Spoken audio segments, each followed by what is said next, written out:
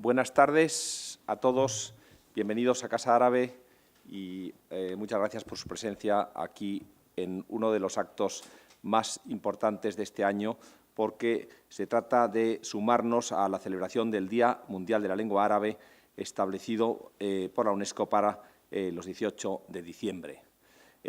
La lengua árabe es para nosotros un elemento importantísimo porque es la lengua que da cohesión a lo que llamamos mundo árabe.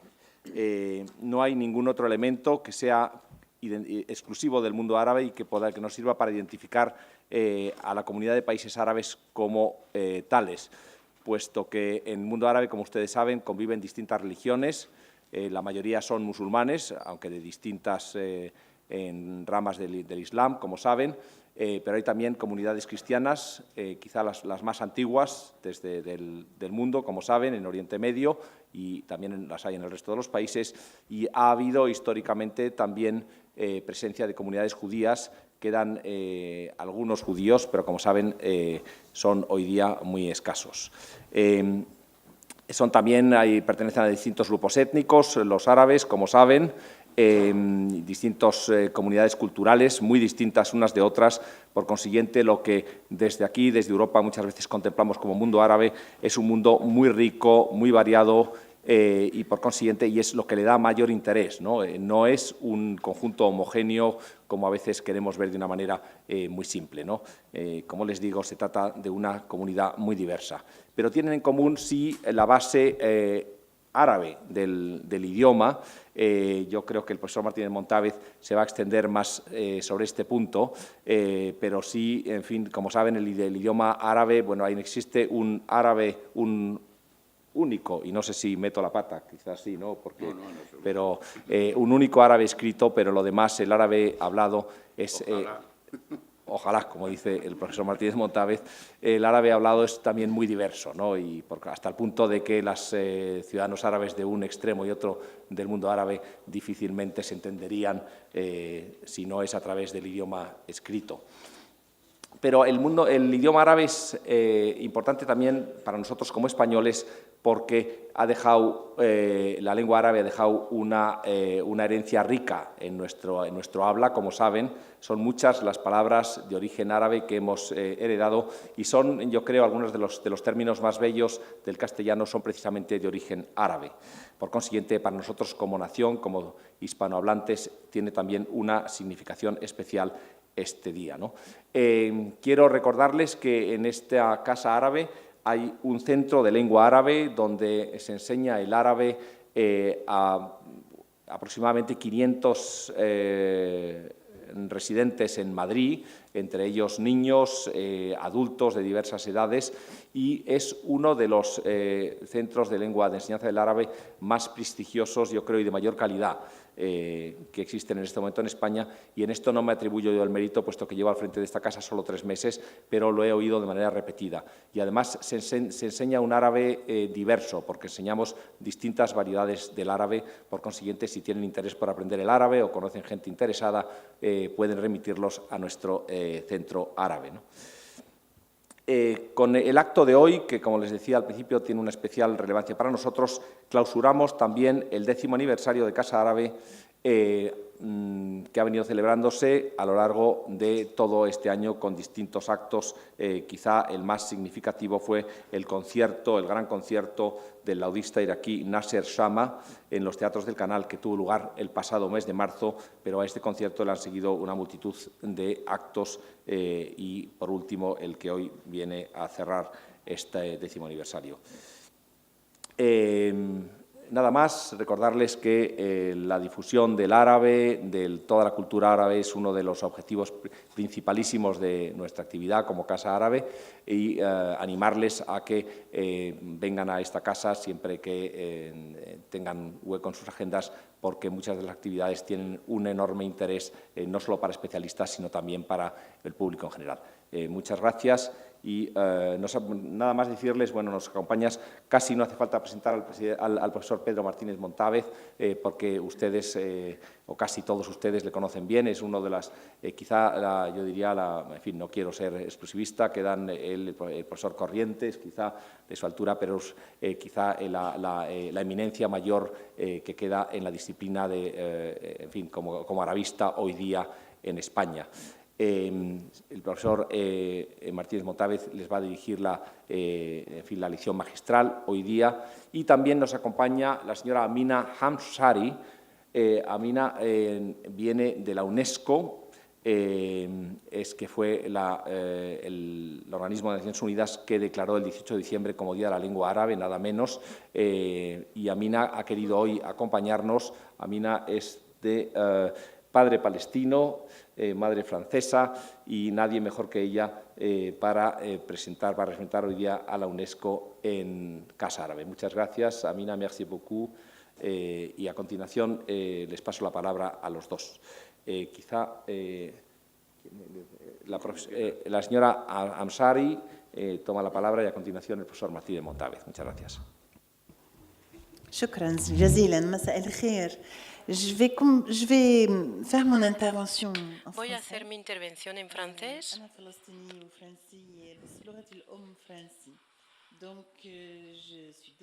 Lo siento, por ello me gustaría poder hablar en castellano, pero me siento más cómoda en francés. Trabajo pues en la sección del diálogo intercultural en la UNESCO en París. Y os agradezco mucho por haberme invitado. Es un gran honor para mí estar aquí en esta mesa. Y gracias entonces a Pedro, el director general de la Casa Árabe, y todo el equipo que me ha llevado hasta aquí, que me ha traído, Nuria, Olivia, Irene, etc. Y aprovecho la oportunidad para transmitiros los saludos de Nada Nashev, nuestra subdirectora general para Ciencias Humanas en la UNESCO, que no pudo estar aquí por compromisos laborales. Entonces, ¿por qué las Naciones Unidas decidieron que el 18 de diciembre iba a ser el Día de la Lengua Árabe? Primero, porque el árabe es, después de todo, según mis investigaciones, creo que es exacto, la cuarta lengua más hablada en el mundo. ¿Es así? Después del chino, el inglés y el español. Sobre 7.000 lenguas que existen. Entonces corresponde, las cifras van cambiando de una fuente a otra, pero corresponde con 295 millones de personas a través del mundo que tienen árabe como lengua materna, sin hablar de los millones de practicantes musulmanes. ¿Por qué el Día Internacional de la Lengua Árabe es importante? Y en concreto en España, pues porque conocemos la fusión de estas culturas y lo que produjo. Como por ejemplo la Alhambra, el Alcázar en Sevilla, son lugares que caracterizan la fusión de estas culturas, y efectivamente el Día de la Lengua Árabe es importante porque nos recuerda estos elementos del patrimonio mundial. Pero más allá de eso, nos hace reflexionar sobre urgencias que estamos viviendo últimamente, esta ola, por ejemplo, de migración, y que empuja a miles de personas a sobrevivir al arraigo de su tierra y también sobrevivir a las olas criminales. Y es importante porque la lengua vehicula muchos valores y también es uno de los componentes del ser humano. Cuando empecé a reflexionar sobre esta temática para preparar esta intervención, pensé en qué autor me puedo basar y inspirarme, y encontré a Amin Maalouf, que conocéis seguramente, que es un académico franco-libanés y que ha reflexionado mucho sobre cuestiones de identidad y sobre todo con su libro que se llama Identidades criminales y bueno, también las distintas obras que tiene. Y no hay nada más peligroso que intentar romper el cordón umbilical que nos une con nuestra lengua. Cuando se rompe, eso se repercuta de manera desastrosa en el conjunto de la personalidad. Entonces, primero, la lengua es una de las bases que constituye el ser humano. Segundo, la lengua es una de las claves hacia el diálogo intercultural. Une las culturas, las historias, la diversidad. La lengua facilita la comunicación, pero no necesariamente el diálogo, porque para tener un diálogo hay que respetar al otro. Si no respeto a los derechos del otro, no hay diálogo. Entonces, es una de las claves. Y es una clave que abre hacia el saber, hacia las competencias culturales, me abre a la cultura del otro. De ahí la importancia del trabajo de la Casa Árabe hacia el conocimiento de la cultura árabe y de toda su diversidad. También es importante porque en la UNESCO trabajamos mucho sobre el hecho de que las culturas no son monolíticas y que van evolucionando constantemente y que están muy unidas y dependen las unas de las otras. Entonces, es otra vez una institución como la vuestra permite tener esta idea de imbricación entre las culturas y de interdependencia. Conocemos el contexto actual, estas olas migratorias que se están dando ahora, que se instrumentalizan a menudo y que conducen, desgraciadamente, hacia una islamofobia y a un racismo. Y es, una vez más, una de las razones por las que es importante celebrar este día. Una vez más, la identidad se va construyendo de manera continua, no es algo fijo. Por ejemplo, mi caso personal, ¿no?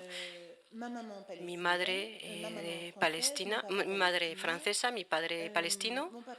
Mi papá murió cuando yo era muy pequeña. Tengo una identidad que se ha forjado. Vivo en Francia, en París. Mi identidad se ha construido hacia el momento en que decido irme a trabajar a Palestina. Mi identidad,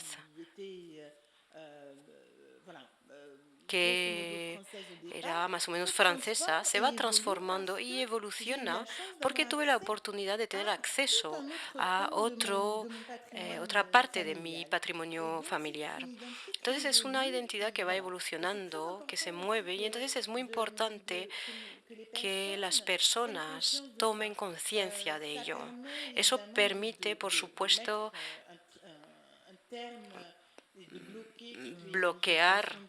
parar todas las manifestaciones de racismo. En diciembre del 2012, la Asamblea General de Naciones Unidas entregó a la UNESCO la década del acercamiento de las culturas. Es muy interesante porque le encargó este trabajo de coordinación porque había antecedentes, porque habíamos trabajado mucho sobre la diversidad cultural con el Año Internacional del Acercamiento entre las Culturas, la Declaración Universal sobre la Diversidad de Culturas. Entonces, este término de década internacional de acercamiento es muy interesante porque son diplomatas que han decidido en Nueva York, han decidido, bueno, vamos a intentar unir a los pueblos, vamos a pensar que las culturas tienen que acercarse, pero si miramos de manera un poco crítica esta terminología, pues eso implica que las culturas están separadas. El hecho de decir que se tienen que acercar es como si estuvieran alejadas, como si la causa de los conflictos tuviera que ver con la naturaleza de estas culturas. Entonces, está la parte diplomática y hay otra parte que es la de investigación que llevamos a cabo e intentamos desarrollar conocimientos sobre estas culturas y advocacy también de concienciación. Hemos publicado una obra recientemente sobre el diálogo intercultural y decía Pedro que uno de los autores, que se llama Ricardo Zapata Valero, un español, contribuyó también a escribir esta obra y hace como un balance de los conceptos que están bajo este concepto de la interculturalidad y la manera con la que los políticos la llevan a cabo. Bueno, y podéis imaginaros que hay una diferencia muy grande entre los conceptos que se trabajan desde la investigación, antropólogos, sociólogos, y la utilización de estos conceptos con fines políticos. Entonces, trabajamos mucho en investigación. Acabamos de publicar también un volumen que habla de la civilización, de la cultura islámica. También hemos trabajado sobre una plataforma en línea con filosofía wiki, o sea, contributiva, que va evolucionando sobre una antología académica sobre la herencia árabo-musulmana en Occidente, con distintos capítulos, la arquitectura, la poesía, ciencias, etcétera. Todo un campo en el que, bueno, he hablado de eso con Nuria antes.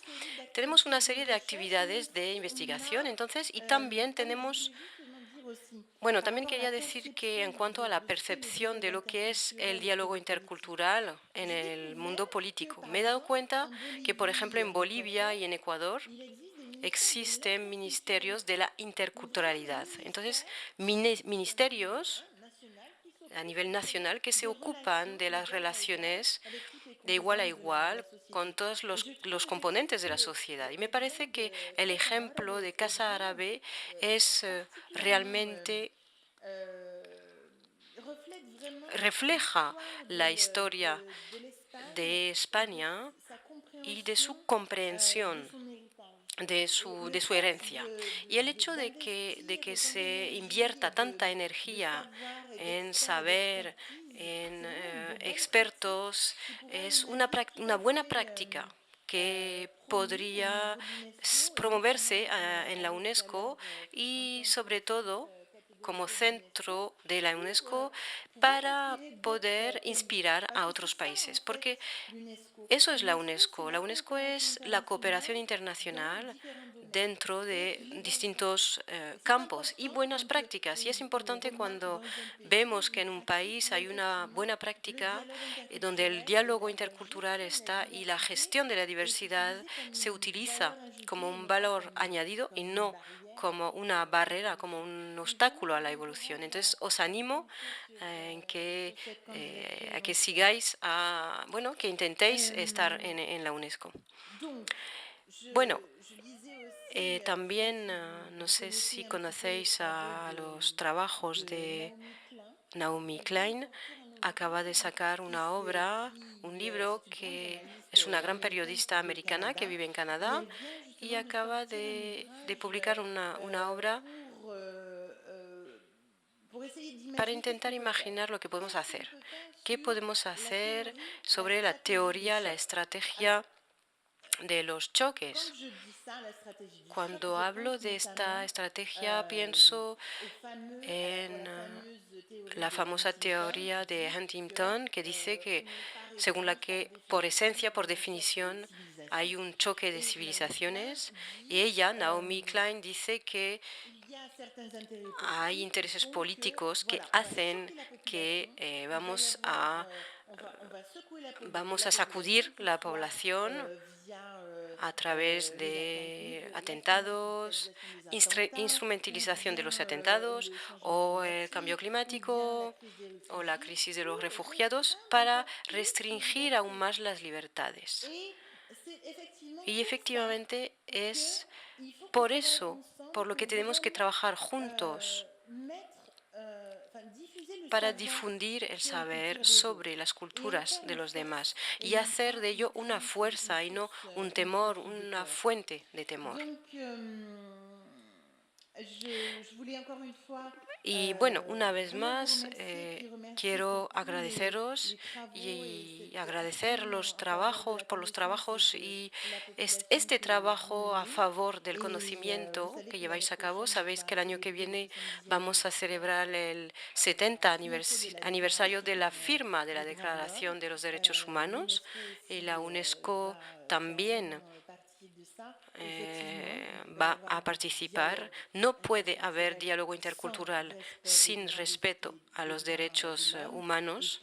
Entonces, creo que es el espíritu en el que trabaja Casa Árabe también, y espero que vayamos a poder encontrar numerosos medios para cooperar y trabajar juntos para que podamos beneficiarnos y que muchas personas se beneficien de ello. Muchas gracias. Merci beaucoup.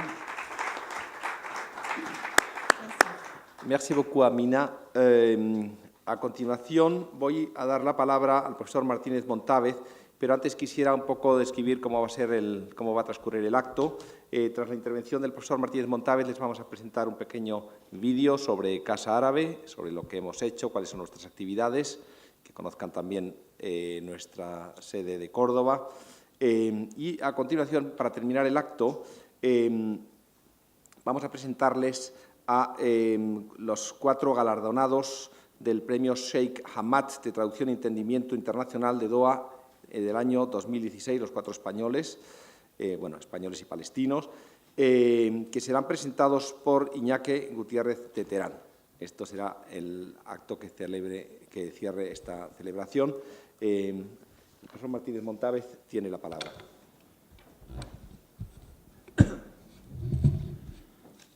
Pues muy buenas tardes. Muchas gracias, señor director. Muchas gracias, representante de la UNESCO, señora Hamshari, también. Muy buenas tardes y assalamu alaikum. Entre los árabes se dice desde hace mucho tiempo que la lengua es un océano. Entonces yo me voy a detener simplemente en unas cuantas islas. Yo no voy a navegar esta tarde por ese océano, no. Me detendré brevemente en unas cuantas islas nada más. Y vamos a partir del principio, recordando que la lengua es el sistema de signos orales que una comunidad de individuos emplea para expresarse y comunicarse entre sí. De todo esto se deduce, lo primero, algo fundamental. Es que si no hay comunicación es muy difícil que haya comunidad. Para que haya comunidad es absolutamente necesario que haya comunicación. Quisiera también indicar que el sistema de signos gráficos, no orales, gráficos, que habitualmente acompañan a la lengua, no siempre, pero que en la inmensa mayoría de los casos acompaña a la lengua, es lo que llamamos escritura. Tengo especial interés en recordar desde un principio la relación existente entre lengua y escritura, porque en el caso concreto de lo árabe, tal relación es absolutamente íntima e indestructible. Tiene una especialísima importancia. Cabe recordar, entre otras cosas, que el alfabeto árabe ha sido el vehículo de expresión de otras lenguas de origen diverso. Por ejemplo, el turco, hasta el final de la época otomana. Por ejemplo, el persa. Por ejemplo, el suajili. Por ejemplo, el urdu. Por ejemplo, el hausa. Esto hay que tenerlo en cuenta. Y en segundo lugar, quiero insistir en este punto también de la importancia de la relación íntima y estrecha, irrompible, entre lengua y escritura, porque la caligrafía, precisamente, ha sido una de las máximas aportaciones que la civilización árabe ha hecho a la civilización universal. Una de las máximas, la caligrafía. bien en su forma, la escritura, quiero decir, bien en su forma epigráfica o bien en su forma caligráfica. Recuerden ustedes, por ejemplo, reconstruyan mentalmente un muro de la Alhambra. Es un mundo de bellezas, un mundo único de bellezas. Recuerden también que precisamente la UNESCO, al declarar el 18 de diciembre Día Mundial de la Lengua Árabe, el año 2014, si no estoy equivocado, fijó como tema concreto para la celebración de ese día la caligrafía árabe. Son cosas que conviene tener en cuenta. Y permítaseme también hacer otra pequeña observación de partida. En fin, yo tengo el texto escrito, pero prefiero decirlo de una manera oral y más directa con ustedes. Permítame decirles otra cosa. La lengua no es solo la lingüística. La dimensión propiamente lingüística no es la única dimensión de la lengua. Seguramente es la más científica, indudablemente. Es de necesario conocimiento y de necesaria práctica, y cada vez más. Pero junto a la dimensión lingüística, la lengua, que es un objeto histórico, y como tal objeto histórico se sitúa en el tiempo y en el espacio, se sitúa en lo colectivo y se sitúa en lo individual, como tal objeto histórico tiene una dimensión social. La sociolingüística es una disciplina independiente por sí misma desde hace algún tiempo, con sus ventajas y sus inconvenientes, desde luego. La lengua tiene una dimensión política y cada vez más, esté encubierta o no esté encubierta. La lengua tiene una dimensión estética. ¿Cómo se va a discutir? ¿Cómo se puede valorar una lengua sin valorar su literatura? Esto está clarísimo. La lengua tiene una dimensión emocional. La lengua es sensibilidad también. Y es sensibilidad colectiva y es sensibilidad particular. Todo eso y muchas más cosas es la lengua. Y de esto habitualmente no se tiene en cuenta, y la lengua, bien por unos o bien por otros, se circunscribe estrictamente a un campo determinado de estudios y de información. No. La lengua es un objeto histórico. Y como tal objeto histórico, insisto, tiene su espacio, sus espacios y tiene su tiempo, sus tiempos. Y todo esto forma también parte de la lengua. Hechas estas aclaraciones, voy seguidamente brevísimamente también, pues recordar una serie de cosas, recordar una serie de conocimientos en relación con la lengua árabe que conviene tener siempre presente, que habitualmente no se tienen presentes, que habitualmente no se recuerdan y a los que habitualmente no se les da todo el inmenso valor que tienen. 1. El árabe es una lengua semítica y hay que añadir seguidamente que la más extendida,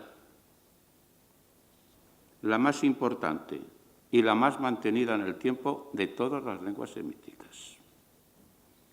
La más importante, la más extendida y la más continuada en el tiempo de todas las lenguas que tienen ese origen. El llamado árabe clásico cuenta con unos 15 siglos, aproximadamente, de existencia documentada. Cabría afirmar que se trata de una lengua de edad intermedia. 15 siglos en historia tampoco son muchos. De edad intermedia, posterior en su nacimiento al hebreo bíblico, al griego o al latín, por ejemplo, y anterior al ruso y al hindi comunes. Desde el punto de vista de la edad, curiosamente, El árabe tiene una vida, una existencia contemporánea, una existencia similar a la del japonés o a la del chino común. He seleccionado concretamente estas lenguas a las que me he referido. En segundo lugar, el árabe, como se sabe, y se repite una y otra vez, es el idioma oficial de más de 20 países habitados por al menos 400 o 450 millones de personas. En tercer lugar, el árabe es una de las grandes lenguas litúrgicas de la humanidad. Una de las grandes lenguas litúrgicas de la humanidad. Es la lengua litúrgica en origen de todo el Islam. La lengua litúrgica en origen de todo el Islam. Y en ese sentido es el vehículo de expresión de casi 2.000 millones de habitantes, de seres humanos. Es, desde el año 1973, lengua oficial de la Organización de las Naciones Unidas, por declaración de su Asamblea General. Son argumentos de peso, creo, los que estoy dando, que se imponen por sí mismos y que habitualmente, insisto, no se tienen en cuenta. El espacio propio de la arabofonía, y creo que podemos emplear este término, como se habla de la francofonía o de la anglofonía, se habla bastante menos de la hispanofonía. No sé por qué, pero se habla bastante menos cuando debería hablarse. Pero, en fin, en eso somos también excesivamente generosos, quizá, o excesivamente descuidados, no lo sé. El espacio propio de la arafonía cubre una superficie de 14 millones de kilómetros cuadrados aproximadamente y se extiende como un enorme trapezoide entre Asia suroccidental y África del Norte. Cabe considerar este espacio como el imaginario eje de rotación de 3 continentes, Asia, África y Europa, y actúa como una especie de triple bisagra o gozne. Tengo especial interés en poner de relieve que el árabe es una lengua mediterránea, una lengua profundamente mediterránea, desde hace siglos, sustancial y cuantiosamente mediterránea. Tengo interés en esto, porque el Mediterráneo habitualmente se ve solo desde el norte. No, el Mediterráneo hay que verlo desde el sur, hay que verlo desde el este también. Y ahí resulta que aparece otra especie de Mediterráneo, u otras especies de Mediterráneo. Y el mediterraneísmo hipotético se puede formular, y de hecho se formula también en árabe, como en otras lenguas mediterráneas del sur. En sexto lugar, los constantes flujos migratorios están proporcionando a la arabofonía un espacio añadido de ampliación y de implantación, de incremento, y de forma muy especial en Europa occidental. Es un fenómeno inserto en el fenómeno de expansión del Islam por este continente. Como alguien ha escrito recientemente, cito, no se trata de algo que vaya a suceder en el futuro, ya ha sucedido. El Islam se ha convertido en un hecho europeo y en uno de sus componentes internos. Y Europa se ha convertido en un hecho interno del Islam. Parte nada desdeñable de la problemática interna de la lengua árabe en la actualidad refleja esta situación y es rehén de ella. Por ejemplo, que a veces son múltiples preguntas. Una, ¿qué lengua árabe se enseña a los niños, a los jóvenes árabes que residen en los países europeos occidentales? ¿Cómo aprenden y practican su propia lengua? Este es un tema fundamental que habitualmente no se plantea nunca. Las consecuencias ya las estamos viendo.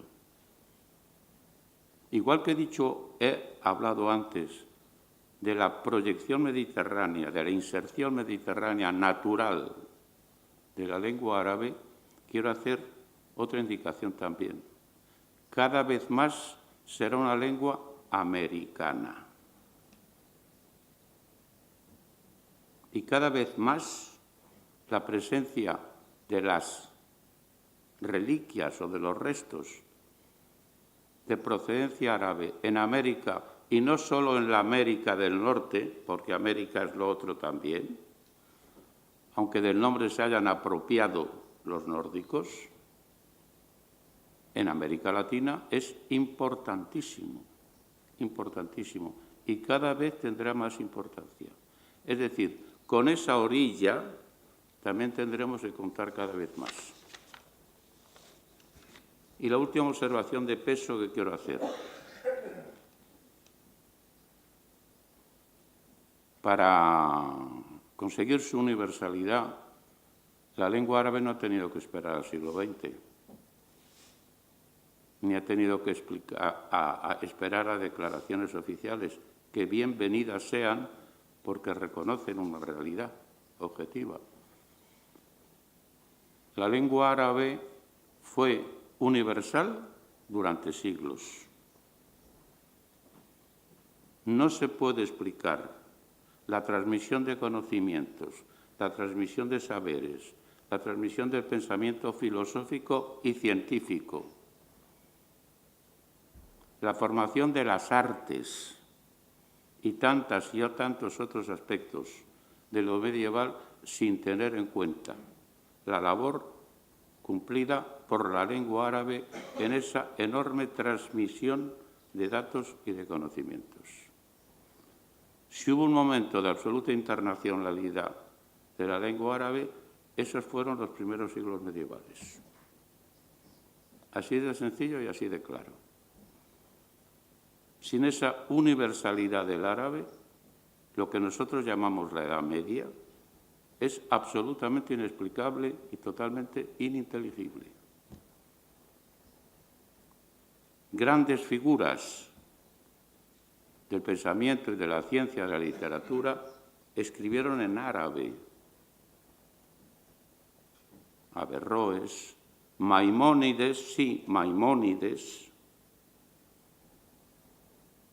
Avicena, Ibn Arabi o Ibn al-Arabi, depende cómo se nombre, ese que está enterrado en Damasco, Al-Ghazal, Al-Jahiz, Ibn Khaldún. Esos escribieron en árabe y se expresaron en árabe. El pensamiento universal es deudor de todos ellos. Entre paréntesis, de los nombres que he citado, y los he seleccionado cuidadosamente, varios de ellos fueron andalusíes. Es decir, nacieron en tierras de la península ibérica. Fueron, como se decía en otra época, hace relativamente poco tiempo, hispanoárabes. Yo personalmente prefiero el término andalusí, es más correcto científicamente. Hispanoárabe quizá está más cargado de símbolo y está más cargado de significado. Eso podría ser un tema de reunión, por ejemplo, para un coloquio científico. ¿Qué significa andalusí y qué significa hispanoárabe?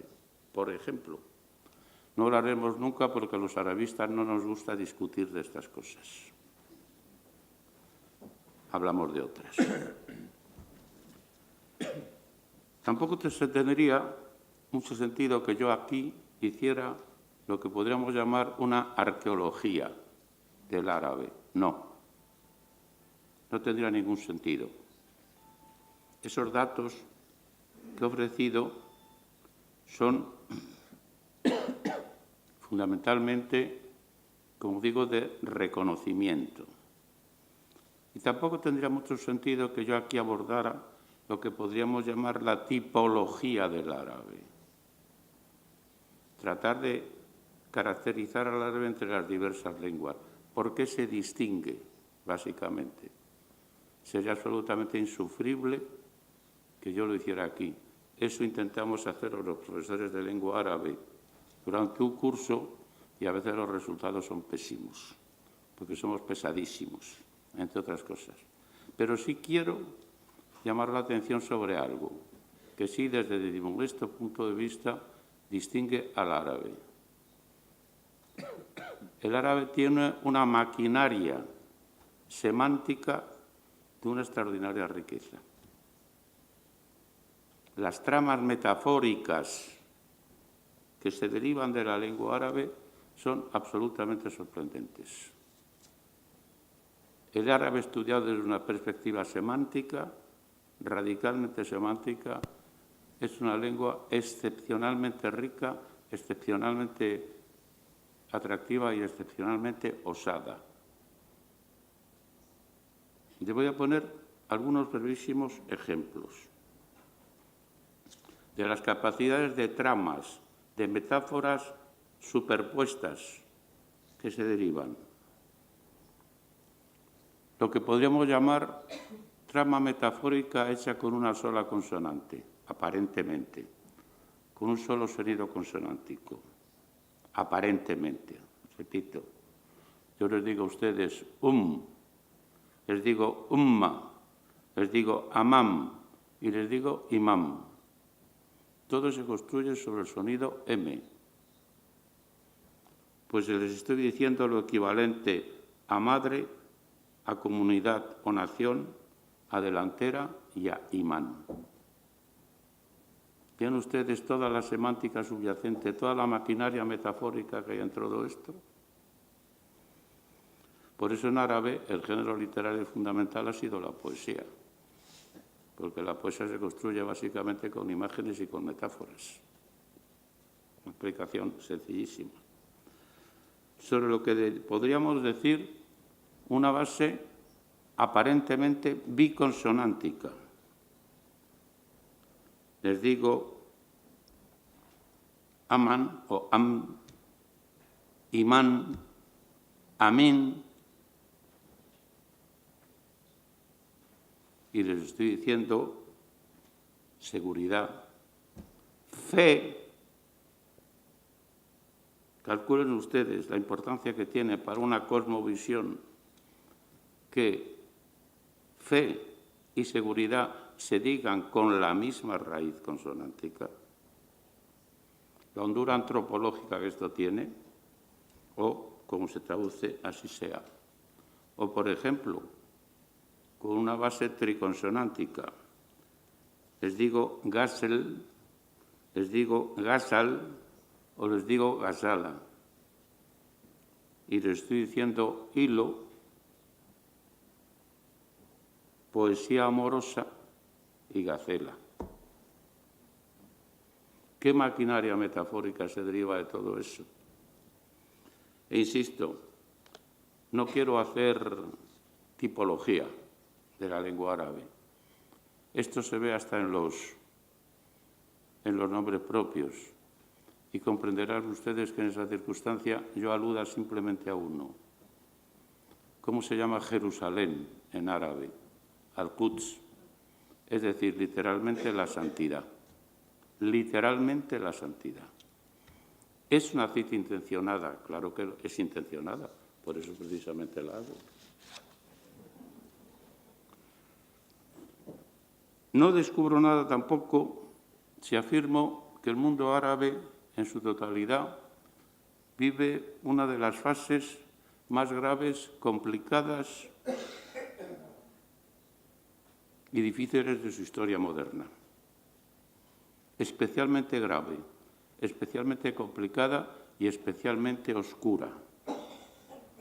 Estoy tratando de elegir con mucha precisión los calificativos que utilizo. Es una crisis profunda y general que además dura ya mucho tiempo, demasiado tiempo. Es un larguísimo invierno que ha tenido solo primaveras muy transitorias y prácticamente terminadas sin aportaciones positivas hasta ahora.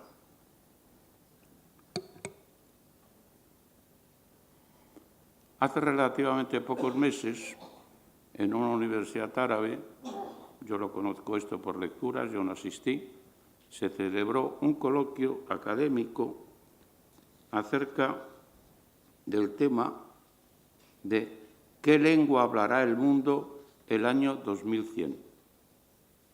Concretamente, cómo se planteará la lengua árabe en el año 2100 y cómo se podían buscar mecanismos que aseguren la defensa, que garanticen la defensa de la lengua árabe.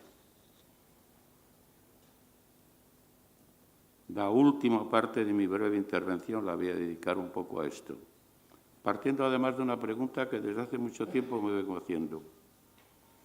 ¿Le espera a la lengua árabe, y formulada de la manera más cruda que se puede formular?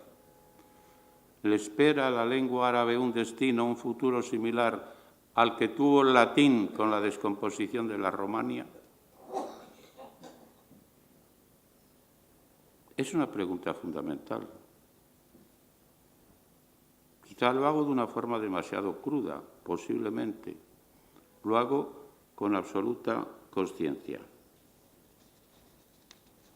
Y en este sentido, yo creo que hay dos, al menos, dentro de los muchos problemas, dos, al menos, asuntos que siguen mereciendo una consideración especial. Uno, es una lengua aún, después de mucho y mucho y mucho tiempo, aún necesitada de una auténtica actualización. No me estoy refiriendo con ello a la cuestión de los neologismos, a la producción de nuevo vocabulario y otras cuestiones por el estilo. Eso es relativamente fácil. Eso es relativamente fácil de producción y de estudio. Es más o menos sorprendente, evidentemente. Yo estaba el otro día leyendo uno de los varios periódicos árabes que habitualmente, y me encuentro de pronto con una cosa que dice Cinema Animation, los dibujos animados. Si uno lee crónicas deportivas, yo soy muy aficionado a leer crónicas deportivas y algo escrito brevísimamente sobre la producción de neologismos en árabe en ese terreno, una cosa muy breve, y por cuestión de un homenaje a un colega que había fallecido. Pues encuentra otra dimensión, por ejemplo, de la palabra zulacilla, es decir, el triplete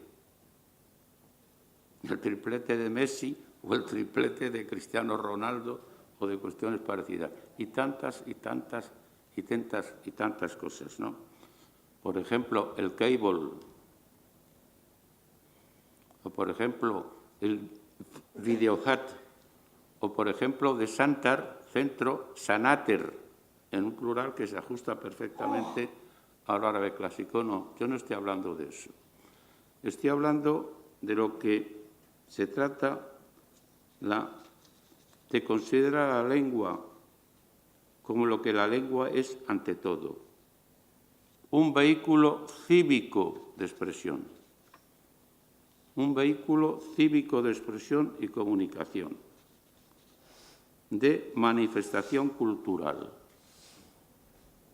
Adonis, el gran poeta y gran pensador contemporáneo, lo ha planteado con valentía, exactitud y claridad desde hace bastante tiempo, afirmando: no hay nada en la naturaleza de la lengua árabe que le impida producir un conocimiento diferente al conocimiento textual, que le impida denominar al mundo, al hombre y a las cosas de la existencia con denominación no religiosa.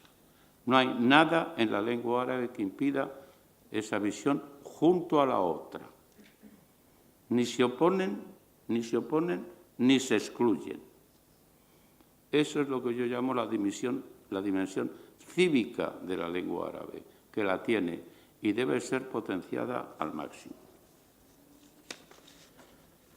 Nada de lo expuesto hasta ahora sirve para negar o paliar una realidad evidente, rotunda, que se impone por su propio peso y entra por los ojos, o en este caso, mejor dicho, por los oídos. Es la siguiente.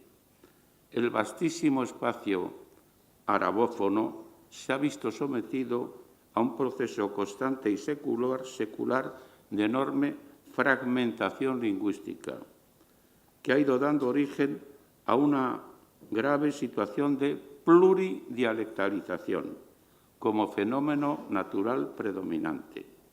Se manifiesta además a través de una amplísima gama de variantes con formas quizá cada vez más diferenciadas entre sí. Panorama tan complejo y fragmentado se complica y enrevesa aún más al coincidir y mezclarse con otros de índole similar, como son los de la diglosia y el bilingüismo, que no son exactamente la misma cosa, aunque sí están muy cerca uno del otro. Este fenómeno, sin embargo, el de la fragmentación lingüística, la pluridialectalización, no es fenómeno privativo, ni mucho menos del espacio arabófono, aunque sí lo caracteriza de una manera especial. Insisto en la gran importancia que adquieren estas cuestiones porque no plantean solamente muy graves y cada vez más amenazantes problemáticas internas y panárabes, sino también externas y extraárabes. A este respecto, me voy a permitir hacer una única referencia. En un muy conocido y divulgado diario español de ámbito nacional, apareció a finales del año pasado una crónica titulada «La Torre de Babel del mundo árabe», que abunda en afirmaciones rotundas y muy variablemente documentadas y contrastadas. Entre ellas, y como resumen breve y destacado, se decía lo siguiente. Con 350 millones de habitantes, de hablantes, en 22 países, los árabes se encuentran cada vez más divididos por el mismo idioma. Cada vez más divididos por el mismo idioma. Los dialectos regionales se imponen a la lengua clásica sin que haya un habla común aceptada. Evidentemente, esto no responde a la realidad por completo, pero sí corresponde a una parte de la realidad y una parte cada vez más grave y cada vez más amenazante. Me voy a permitir tan solo añadir una última consideración relacionada con ese fenómeno de intensa fragmentación lingüística y de multidialectalización. Quien piense que se trata de un fenómeno típicamente moderno y actual se equivoca totalmente. Hunde sus raíces en el pasado. Ha acompañado a la lengua árabe clásica a lo largo de los espacios y de los tiempos, y algunos han llegado a considerarlo genuino e insuperable, hasta endémico. Yo no. Lo considero grave y amenazante, pero no inseparable, genuino y endémico. Situarlo tan solo en el presente no es solo sacarlo de la historia, sino desarraigarlo también en todos sus aspectos de su propio contexto cultural. Es un hecho innegable, pero no puede ser objeto de explicaciones aparentes. Esta dualidad o pluralidad en que se encuentra la lengua, y se ha encontrado siempre, hasta en el árabe andalusí, existieron varias formas dialectales. El árabe, como ha explicado el profesor Corriente, utiliza más de una vez, es una gavilla de formas lingüísticas y de maneras de manifestación. Esta es la situación del árabe. Y yo me pregunto, y con esta reflexión termino, en el terreno de la lengua, como en tantos otros, el mundo árabe se juega su porvenir. No son frases retóricas, es una realidad. En el mundo de la lengua, como en tantos otros, el mundo árabe se está jugando su porvenir. El mundo árabe está olvidando que la principal seña de identidad, a mí no me gusta hablar de señas de identidad, pero que lo considero extremadamente peligroso. Pero la única seña de identidad cívica, vuelvo a repetir, que tienen los árabes es la lengua. Y la lengua interárabe, no voy a decir común, la lengua interárabe. Yo me pregunto, ¿son plenamente conscientes de todo ello? Porque los fenómenos de disgregación no rompen solamente organismos lingüísticos, rompen organismos de mucha mayor importancia. Nada más, gracias.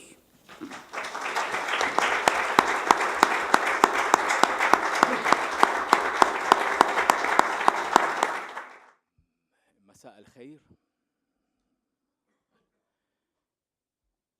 لا أعرف هل توجد ترجمة باللغة العربية. جيد. إذا ليست هناك ترجمة باللغة العربية، إذا سوف نزاوج بين اللغتين الإسبانية والعربية تكريما للغة العربية التي نحتفل اليوم باليوم العالمي للغة العربية. ما شاء الله. Bienvenidos a todos. He preguntado antes si había traducción.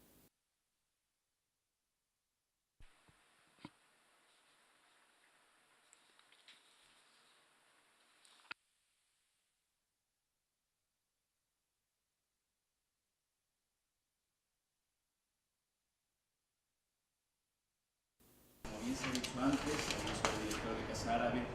Vamos a proceder a unas lecturas, una declamación.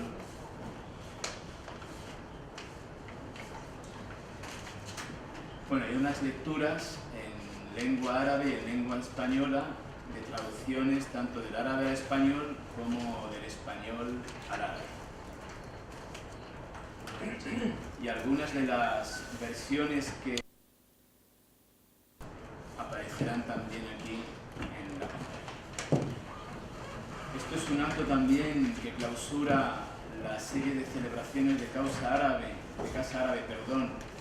en homenaje a la lengua árabe, y nosotros en concreto formamos parte de una delegación, que podríamos llamar los 5 de Qatar, que fuimos allí a recibir una serie de premios. Yo no, simplemente estaba en el comité organizador, pero que fueron unos premios que se centraron en una serie de instituciones y de traductores que creo que muy merecidamente se merecían el premio por la labor, en muchos casos de muchos años, aunque fuese en relación con una obra en concreto.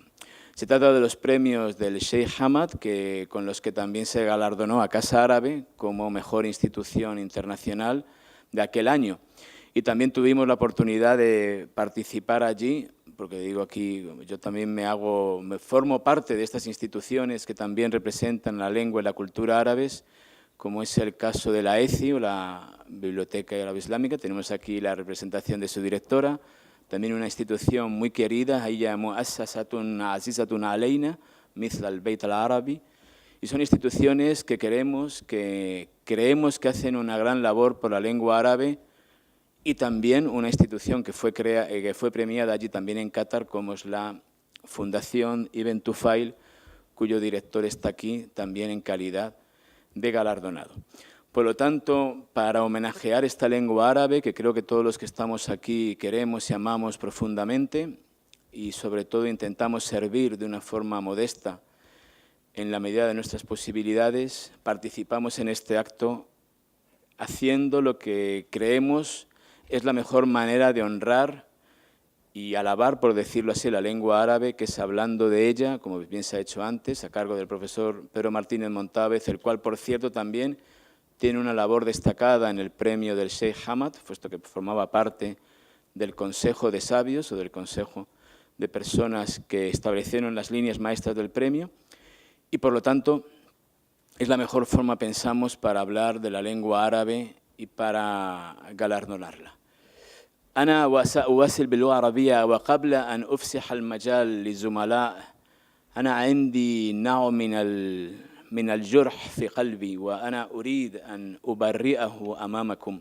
فقبل أيام، لا أعرف هل هي كثيرة أم قليلة، كان هناك في هذه المنصة ذاتها من قال إن لكي نتحدث ونكتب عن العالم العربي لا حاجة إلى اللغة العربية. هذا كلام كثيرا ما نسمعه للأسف الشديد. هناك تيار, siento decirlo en árabe, no hay traducción, pero bueno, es una forma también de reclamar que es el Día de la Lengua Árabe y que por lo tanto estamos aquí para ello. هناك تيار للأسف الشديد ينادي بمثل هذه الحماقة، وللأسف الشديد ولا بد أن أقول هذا الكلام بمنتهى الأسى والحسرة. لدينا الكثير من الزملاء وحتى من المستعربين الذين يؤمنون للأسف الشديد بهذا الكلام الذي يؤسفنا أن نسمعه في منتديات ومؤتمرات وطنية أو دولية، وهذا غير صحيح. حتى نفهم العالم العربي ونتعامل مع العالم العربي لابد من اللغة العربية، لابد من اتخاذ اللغة العربية بوابة للدخول إلى الحضارة العربية وللنفوذ إلى ما هي مقومات اللغة العربية. أنا الآن تبرأت من هذا الألم الذي كان في قلبي، وأريد أن أعيد البطولة والأهمية والمركز الصدارة لهذه اللغة التي أحبها. نعم، إذن نعم صحيح، هذا باطل أريد بيضة، وأنا أعتقد أنه لابد أن نعيد الأمور إلى نصابها وإلى النقطة الصحيحة.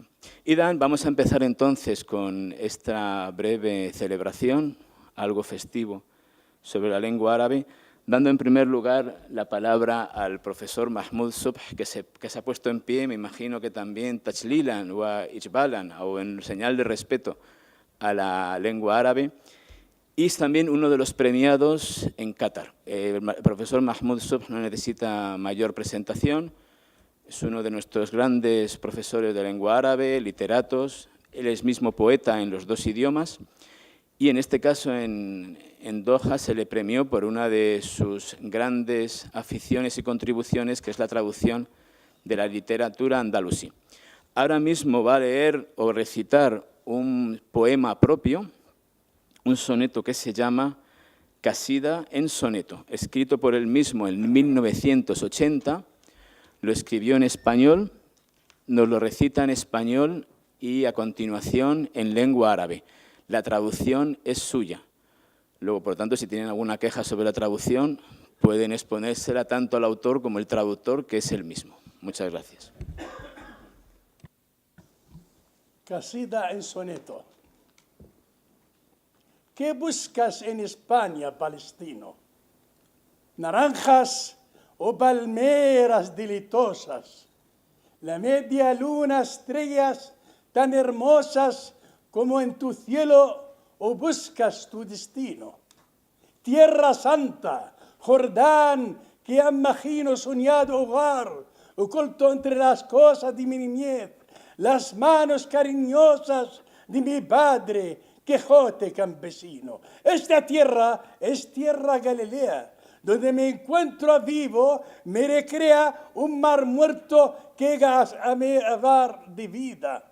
Palestina, en España estás ya inmersa.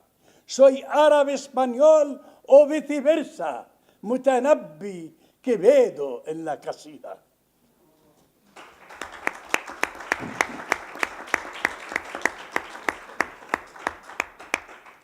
soneto في قصيدة.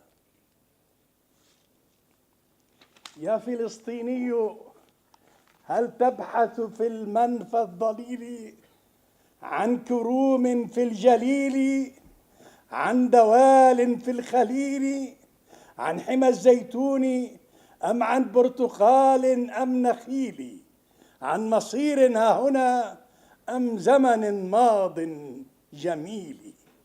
إنني أبحث عن أرضي إلى بيتي أهفو، إنني ألمح في كل محيا، أستشف في المآقي أسرتي تحنو، فلسطين ترف، وطني الضائع ينمو في المدى، في البحر يطفو.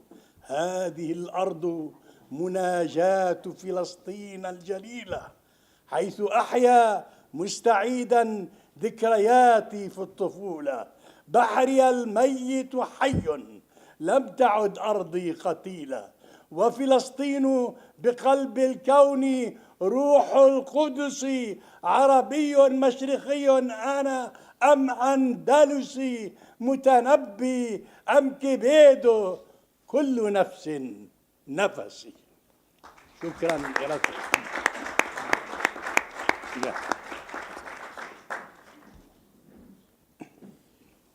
Bien, muchas gracias al profesor Mahmoud Subh. Vamos a ir con rapidez y para hacerlo de una forma fluida a la segunda declamación a cargo del profesor Ignacio Ferrando. Antes se ha nombrado aquí, y con toda la razón, creo que a los dos grandes referentes del arabismo español clásico, o el gran arabismo español, lo ha dicho el director de Casa Árabe, don Pedro Martínez Avial, y estoy completamente de acuerdo, don Pedro Martínez Montávez y don Federico Corriente. Creo que don Ignacio Ferrando, es uno de los grandes representantes de ese arabismo joven, maduro, y sin duda alguna uno de nuestros arabistas más brillantes y una realidad, ya digo, de gran creación, y no de porvenir, sino de realidad y presente dentro de nuestros estudios árabes. Él va a leer y declamar un poema de Abdurrahman al-Ashmawi titulado Al-Ibhar fi Amaq al-Fusha, y mientras él declama se proyectará aquí en la pantalla la versión en español. Luego, por lo tanto, le cedo la palabra. Muchas gracias. Antes de proceder a leer este poema, quiero compartir con ustedes una brevísima reflexión, y es que me hace muy feliz participar en un acto como este, en el que se rinde homenaje a la lengua árabe, que en el terreno más personal, desde que comencé a estudiarla hace ya más de 30 años, me ha causado alguna que otra desazón, porque siempre parece que se escapa entre los dedos, pero, por otro lado, me ha ocasionado muchísimas satisfacciones en múltiples terrenos, tanto en el simple terreno del aprendizaje de la lengua, como después en la docencia, en la comunicación, participación en congresos y también en el terreno de la traducción y la interpretación. Se trata de una lengua que, como supongo todos los que estamos aquí, una lengua que amamos y una lengua de la que nos sentimos plenamente orgullosos. Bien, voy a leer un poema, algunos versos de un poema titulado Ibharun fi A'maq al-Fusha, del poeta saudí Abdurrahman al-Ashmawi. روضنا ما زال بالخصب نديا بكرة يثمر فينا وعشيا أنبت الفصحى لنا خير نبات فنمت لفظا وحسا شاعريا وازدهت نصا بلاغيا بديعا يملأ النفس شعورا أرياحيا أيها السائل عنا في زمان ذاق فيه الناس بؤسا عولاميا من جذور اللغة الفصحى انطلقنا نملأ الدنيا صدى عذبا شجيا لغة ما سافر الإبداع فيها سفرا إلا أعادته فتيا ليست البحر ففي البحر غثاء وهي تعطي ماءها عذبا نقيا لغة الفصحى أرى في مقلتيها فيض دمع قد جار نهرا سخيا هي تشكو عجمة في القوم تسري لم تدع شيخا ولم تترك صبيا صرخت في وجه صمتي ذات يوم لتثير العزم والغيرة فيا ما لكم يا قوم تؤذون شعوري بلسان يشتكي في القول عيا أنا لا أسمع نطقا عربيا خالص اللفظ وحسا يعروبيا صرفوا أقوالكم كيف أردتم فأنا أمنحها اللفظ الزكي قربوا كل علوم الأرض مني فأنا الأفق اتساعا ورقيا لو فتحتم ألف باب للمعاني كل يوم لمنحت اللفظ حيا ثروة الألفاظ عندي لن تلاقوا مثلها نبعا ولا كنزا ثريا لو سألتم وهج الإحساس ماذا يبتغي قال لسانا عربيا.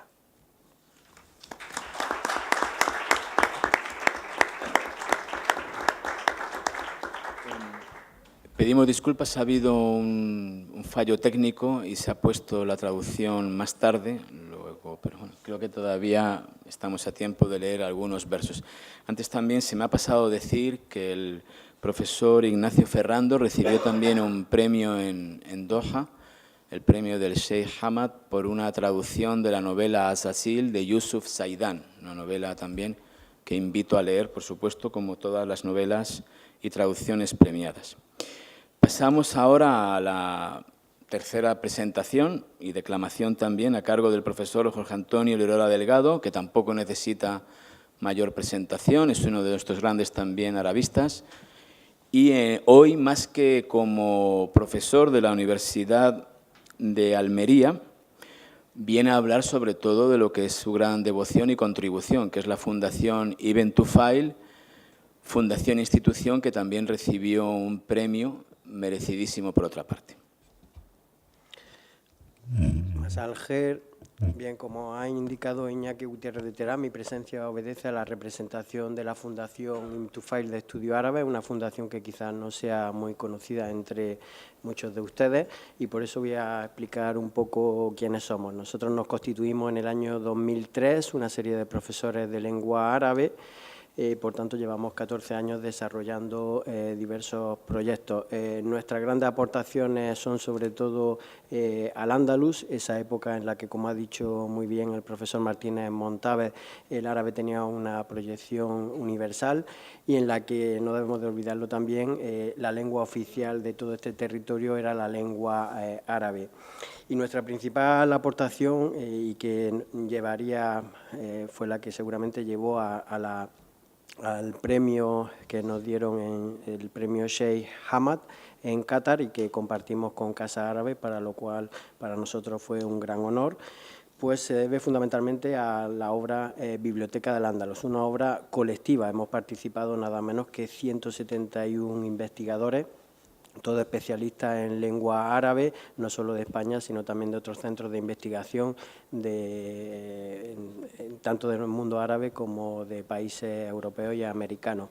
Y para que veamos esa dimensión también, pues dos de los galardonados en los premios de Qatar, como Ignacio Ferrando y Salvador Peña, que hoy no nos ha podido acompañar, que recibió el premio por su magnífica traducción de Las Mil y una Noches, pues son dos de esos 171 investigadores, ¿no? En su caso, pues grandes baluartes de ese proyecto.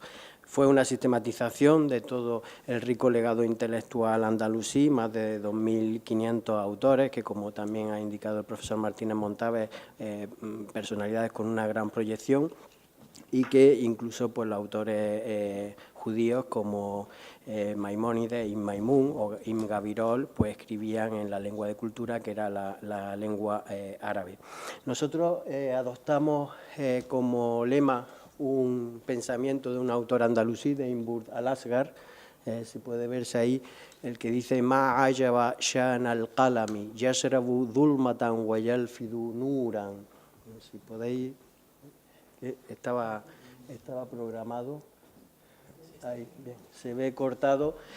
Bien, qué maravillosa labor la del cálamo, bebe oscuridad y vierte luz. Nosotros este pensamiento de un autor andalusí, Ibn Burd al-Asghar, un cordobés afincado en Almería, que es precisamente además un autor de una risala, Risalat as-Saif wal-Qalam, la epístola de la espada y el cálamo como representante de la cultura y la espada como representante de lo militar, pues nos interesó utilizarlo como aforismo que indicaba que lo que estábamos haciendo, recuperando todo ese rico legado intelectual andalusí.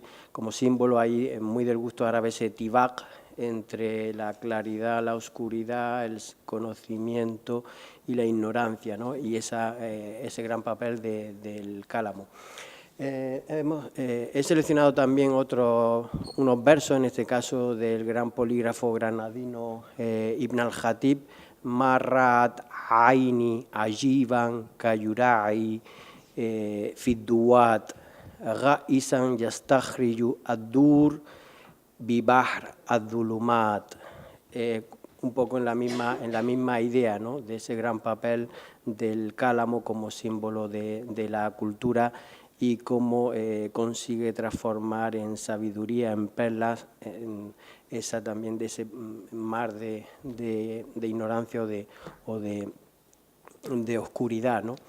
Se podía haber elegido muchísimos autores, son, ya digo, 2.500 y de una calidad, pues muchos de ellos lo ha mencionado el profesor Martínez Montabe, Ibn al-Arabi de Murcia, Ibn Jafar, ya hablábamos hoy de Alcira, Al-Udri de Almería, Al-Qalsadi de Baza. Vemos que fue una cultura, también fue una eclosión de cultura a todos los niveles, en muchísimas materias, pero también en todos los rincones de Al-Ándalus, donde llegó a florecer esos pensamientos y como digo, esa rica aportación cultural. Termino con una propuesta que me gustaría que fuera un proyecto compartido. Desde la Fundación Ibn Tufail queremos que el premio que hemos recibido del Sheikh Hamad sea la piedra angular para la creación de una biblioteca andalusí básica.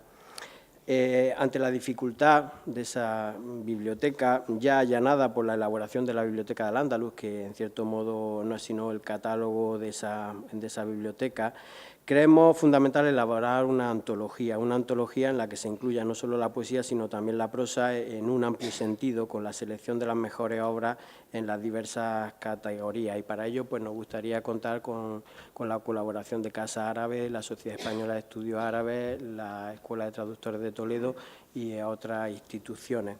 Estamos convencidos de que entre todos podemos hacer posible esa biblioteca andalusí básica, BAB, Biblioteca Andalusí Básica, BAB, una puerta de entrada no solamente a la cultura andalusí, un pasado compartido, sino también a la lengua árabe en general, que fue precisamente la que hizo posible aquella floreciente cultura andalusí, ¿no? Muchas gracias.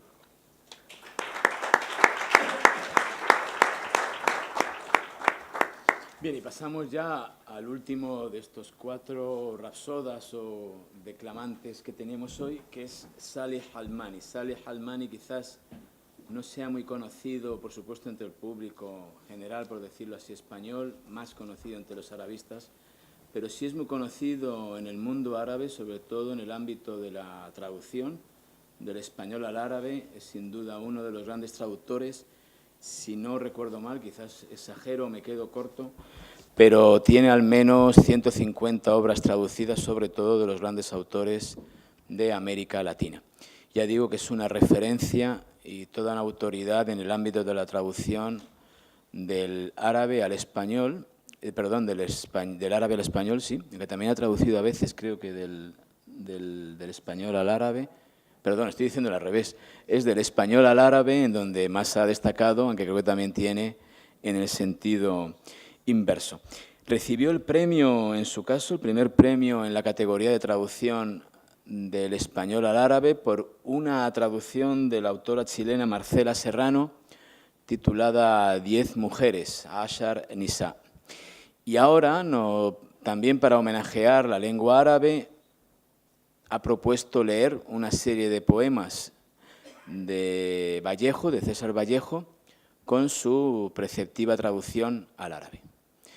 También, en principio, se exponen aquí, no sé si se ven muy bien, queda un poco borroso, pero en fin, no sé, intentaremos, no sé si ahora lo podrán ir arreglando mientras él lee las versiones. No se ve nada, ¿verdad? Bueno, también la imaginación cuenta mucho en poesía, por lo tanto algo se ve y... Bueno, él va a leer la versión en árabe y así por lo menos, como todos somos estudiantes, un poco de árabe vamos sacando el original. Buenas noches. César Vallejo es un gran poeta no latinoamericano, sino en el idioma español en el siglo pasado, en el siglo XX. Pero yo creo que la obra de César Vallejo va a vivir mucho más de lo que vivió su autor.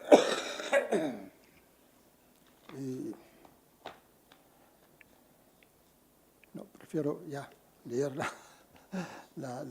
los poemas que he traducido de César Vallejo. Fueron traducidos en los años 90, a finales de los años 90, por pedido de la UNESCO, por una publicación que hicieron que se llamaba, creo que se publica hasta ahora, se publica todavía, Kitab fi Jarida, el periodo libro, o libro en periódico o periodo libro, algo así. César Vallejo fue el libro en periódico número 12 en el primer año de la publicación de esta serie, que todavía se publica en el mundo árabe. Entonces, que sale con un periódico de cada país árabe. Es quiere decir que se editan casi 500,000 de ejemplares de esta obra. Bueno. حجر أسود فوق حجر أبيض. سأموت في باريس تحت وابل مطر مفاجئ في يوم لدي منذ الآن ذكرى عنه. سأموت في باريس ولست مستعجلا، ربما في يوم خميس خريفي مثل هذا اليوم. سيكون خميسا لأن هذا اليوم خميس وفيه أنثر هذه الأشعار وعظام العضد في أسوأ حال. ولم أر نفسي قط طوال طريقي وحيدا مثل ما أنا اليوم. سيسار فاليخو قد مات وهم جميعا يركلونه دون أن يفعل لهم أي شيء، يضربونه بقسوة، بالهراوة، بالحبال يسوطونه. تشهد على ذلك أيام الخميس وعظام العضد والعزلة والأمطار والدروب. قصيدة أخرى، النذر السود. هنالك ضربات في الحياة، ضربات قوية لست أدري، ضربات مثل غضب الرب كأن رجع كل الأيام حيالها يترسب راكدا في أعماق الروح. لست أدري، إنها ضربات ضئيلة لكنها تحدث أخاديد قاتمة في أشد الوجوه فظاظة وفي أكثر الظهور متانة. قد تكون أفراس البرابرة الأتليين، أم أنهم النذر السود يرسلهم إلينا الموت. إنها العثرات العميقة لمسيحيي الروح، عثرات إيمان كفر به القدر، ضربات دامية هي فرقعات خبزنا المحترق عند باب الفرن. والإنسان بائس بائس يلتفت بعينيه مثل ما نفعل حين نربت على كتفا راحة، حين تربت على كتفنا راحة منادية. يلتفت بعينين مجنونتين ويتجمع في نظرته. هناك ضربات في الحياة، ضربات عنيفة لست أدري. أخطر لحظة في الحياة. قال رجل: أشد لحظات حياتي حرجا كانت في معركة المارن حين أصبت بجرح في صدري. رجل آخر قال: أشد لحظات حياتي حرجا كانت في زلزال بحري في يوكوهاما. نجوت منه بأعجوبة مختبئا تحت مظلة دكان لك صيني. رجل آخر قال: أشد لحظات حياتي حرجا تحدث عندما أنام نهارا. وقال آخر: أشد لحظات حياتي حرجا كانت في وحدة الكبيرة. وقال آخر: أشد لحظات حياتي حرجا كانت في أحد سجون البيرو. وقال غيره: أشد لحظات حياتي حرجاً هي مواجهتي لصورة جانبية لأبي. الرجل الأخير قال: أشد لحظات حياتي حرجاً لم تأتي بعد.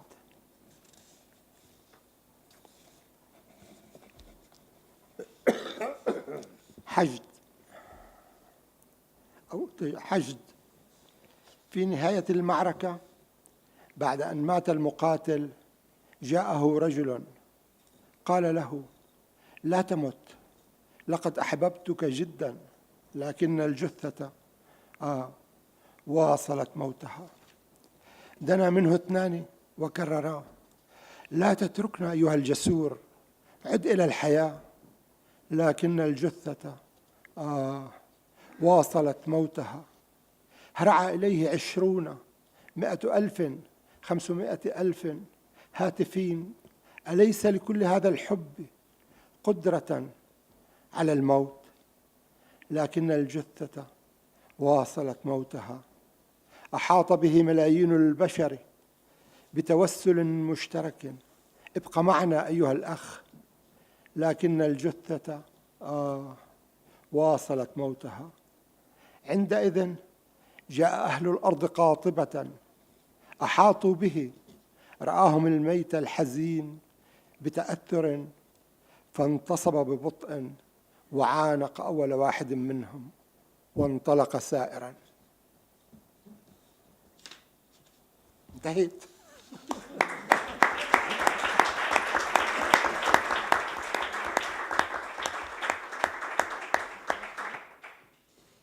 Bien, estas han sido las declamaciones o las presentaciones. Yo quería acabar también con una declamación de un poema muy breve. No voy a tardar mucho, además es un poema inédito de un poeta sirio llamado Nuri el-Jarrah, una traducción que estamos preparando y que habla de Damasco. Es un poema que a mí me gusta mucho porque, ya digo, es breve, no se asusten, por favor, porque tiene muchas reminiscencias de la canción del que nunca fue Granada de Rafael Alberti, creo que es un poema muy conocido, y también de la canción del poema del jinete muerto de Federico García Lorca. Lo voy a leer en árabe, luego en español, una traducción en borrador, y después ya daremos por finalizada esta sesión.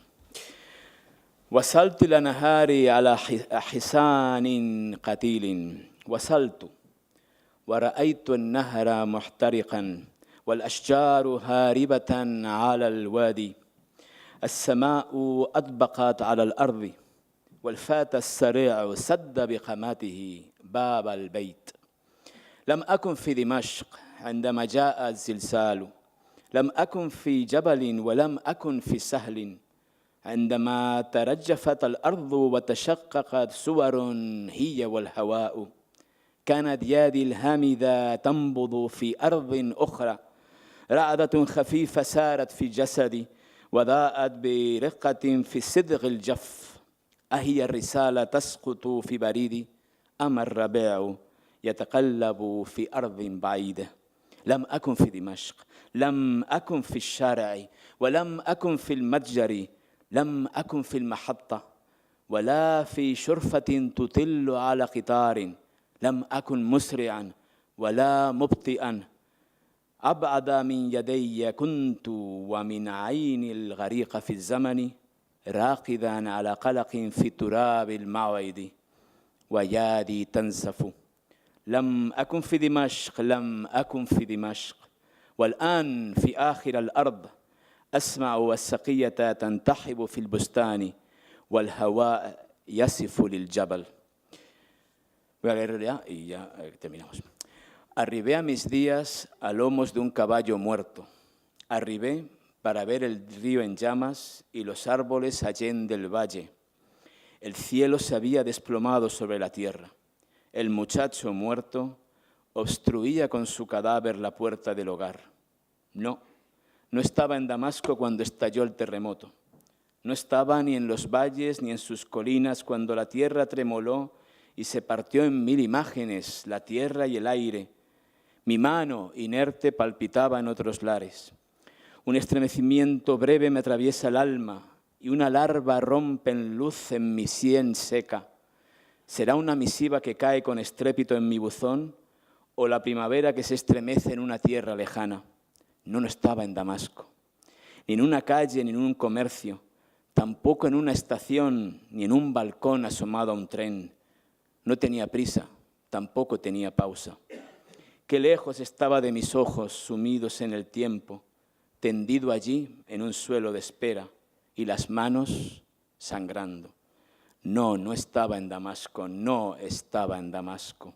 Y ahora, desde el confín de la tierra, escucho el llanto en la acequia de los huertos y el aire que me dibuja el contorno de la montaña de Damasco.